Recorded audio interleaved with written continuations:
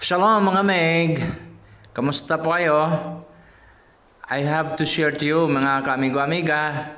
You know, this bird is really amazing that they are searching their food and they have a group of birds.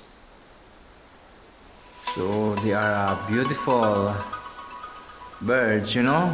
If this bird in our country in Philippines, they become food for the people. During afternoon time, they are drinking water in this lagoon and desert, and they are big quail o fugo. They are quail mga kamigo. Quil. I don't know what I'm pronunciation about this fugo. Sa amin ay ano ito? Umbok in Panay Island. But this pugo or quail is big, you know. So it's very nice to become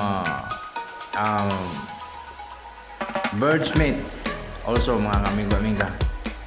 And if you living in the mountain and you catch this kind of birds and make dish for it, these birds, it's really nice, you know. So this is another one. We alone and find water in the desert. You know, the birds, they are no house, they are no everything, but God will provide them to drink. God provide them to eat every day. They don't worry, you know. So that's why we can apply in our life that we no worries about tomorrow, because tomorrow is worry about itself according to the Lord. Because we love more than these birds, you know. The Lord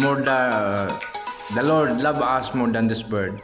Thank you for watching mga kamigo-amiga. God bless you all.